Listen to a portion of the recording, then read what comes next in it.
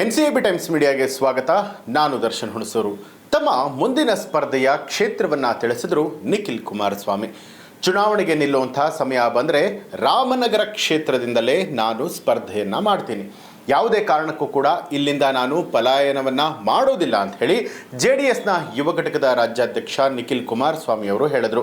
ನಗರದ ಕೃಷ್ಣ ಸ್ಮೃತಿ ಕಲ್ಯಾಣ ಮಂಟಪದಲ್ಲಿ ಆಯೋಜನೆ ಮಾಡಲಾಗಿದ್ದ JDS ಕಾರ್ಯಕರ್ತರ ಸಭೆ ಹಾಗೂ ಸದಸ್ಯತ್ವ ನೋಂದಣಿ ಅಭಿಯಾನಕ್ಕೆ ಚಾಲನೆ ನೀಡಿದ ಅವರು, ಇದು ನಮ್ಮ ಸ್ವಂತ ಕ್ಷೇತ್ರ, ನೀವು ಬೆಳೆಸಿದ ಮನೆಯ ಮಕ್ಕಳು ನಾವು, ನಮ್ಮನ್ನು ಪ್ರೀತಿಯಿಂದ ಹರಸಿದ್ದೀರಾ, ಬೆಳೆಸಿದ್ದೀರಾ, ಯಾವುದೇ ಕಾರಣಕ್ಕೂ ಕೂಡ ಜಿಲ್ಲೆಯಿಂದ ಪಲಾಯನವನ್ನು ಮಾಡೋದಿಲ್ಲ ಅಂತ ಹೇಳಿದರು.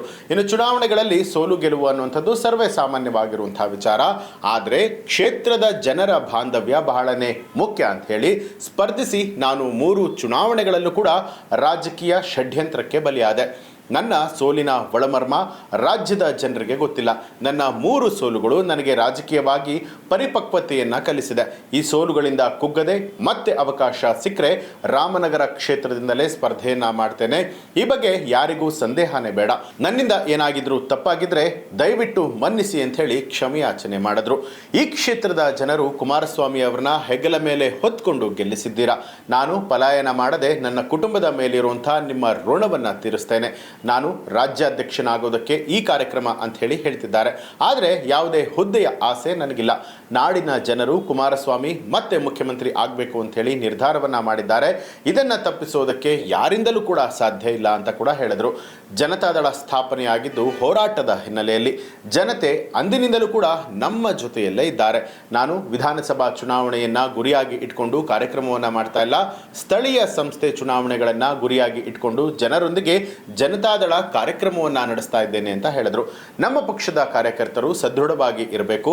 ಗ್ರಾಮ ಪಂಚಾಯಿತಿಯಿಂದ ಆರಂಭ ಆಗಿ ಎಲ್ಲ ಹಂತದ ಸ್ಥಳೀಯ ಸಂಸ್ಥೆಗಳ ಚುನಾವಣೆಯಲ್ಲೂ ಕೂಡ ಗೆಲ್ಲಬೇಕು. ಹೊಸ ಆಲೋಚನೆಗಳನ್ನು ಹೊಂದಿರುವಂಥ ಯುವ ಜನರು ರಾಜಕೀಯಕ್ಕೆ ಬರಬೇಕು. ಜನರೊಂದಿಗೆ ಜನತಾದಳದ ಪ್ರತಿನಿಧಿಗಳಾಗಿ ಕಾರ್ಯಕರ್ತರು ನಿಲ್ಲಬೇಕು ಅನ್ನುವಂಥದ್ದೇ ನಮ್ಮ ಗುರಿ ಅಂತ ಹೇಳಿದ್ರು. ಇನ್ನು ಕುಮಾರಸ್ವಾಮಿ ಕೇಂದ್ರ ಸಚಿವರಾಗಿ ಏನು ಮಾಡಿದ್ದಾರೆ ಎಂಬುದಾಗಿ ಪ್ರತಿಪಕ್ಷದವರು ಆರೋಪವನ್ನು ಮಾಡ್ತಿದ್ದಾರೆ. ಆದರೆ ಕುಮಾರಸ್ವಾಮಿ ಅವರು ತಂಬಾಕು ಬೆಳೆಗಾರರು, ರೇಷ್ಮೆ ಬೆಳೆಗಾರರು, ಕೊಬ್ಬರಿ ಬೆಲೆ, ಮಾವು ಬೆಳೆಗೆ ಕೇಂದ್ರ ಸರ್ಕಾರದಿಂದ ಬೆಂಬಲ ಬೆಲೆಯ ಮೂಲಕ ನ್ಯಾಯವನ್ನು ಕೊಡಿಸಿದ್ದಾರೆ. ಇದು DK ಸಹೋದರರಿಂದ ಸಾಧ್ಯನಾ ಅಂಥೇಳಿ ನಿಖಿಲ್ ಕುಮಾರಸ್ವಾಮಿ ಅವರು ಟಾಂಗ್ ಕೊಟ್ಟರು. ರಾಮನ ಹೆಸರನ್ನು ಅಳಿಸಿದ ಕಾಂಗ್ರೆಸ್ ಧೂಳಿಪಟ ಆಗಲಿದೆ ಅನ್ನುವಂಥ ಮಾತುಗಳು ಕೂಡ ಬಂದಿದೆ. ಅಂದರೆ ರಾಮನಗರ ಜಿಲ್ಲೆಯ ಹೆಸರನ್ನು ಬೆಂಗಳೂರು ದಕ್ಷಿಣ ಅಂಥೇಳಿ ಮರುನಾಮಕರಣ ಮಾಡಿ ರಾಮನ ಹೆಸರನ್ನು ಅಳಿಸುವಂಥ ಕೆಲಸ ಮಾಡಿರುವಂಥ ಕಾಂಗ್ರೆಸ್ ಪಕ್ಷ ಧೂಳಿಪಟ ಆಗತ್ತೆ ಅಂತ ಹೇಳಿ JDSನ ಯುವ ಘಟಕದ ರಾಜ್ಯಾಧ್ಯಕ್ಷ ನಿಖಿಲ್ ಕುಮಾರಸ್ವಾಮಿ ಅವರು ಹೇಳಿದರು. ಇನ್ನು ಮಾಜಿ CM ಕೆಂಗಲ್ ಹನುಮಂತಯ್ಯನವರು ರಾಮನಗರ ಅಂತ ಹೇಳಿ ಹೆಸರನ್ನ ಇಟ್ಟರು. ಕುಮಾರಸ್ವಾಮಿಯವರು ರಾಮನಗರ ಜಿಲ್ಲೆಯನ್ನ ಮಾಡಿದ್ರು. ಆದರೆ ಕಾಂಗ್ರೆಸ್ ಅವರು ರಾಮನಗರ ಜಿಲ್ಲೆಯ ಅಸ್ತಿತ್ವವನ್ನು ಅಳಿಸುವಂತಹ ಕೆಲಸವನ್ನ ಮಾಡ್ತಿದ್ದಾರೆ ಅನ್ನುವಂಥ ಕಿಡಿಕಾರದ್ರು. ಹೆಸರು ಬದಲಾವಣೆ ಮಾಡೋದ್ರಿಂದಾಗಿ ಅಭಿವೃದ್ಧಿ ಆಗೋದಿಲ್ಲ.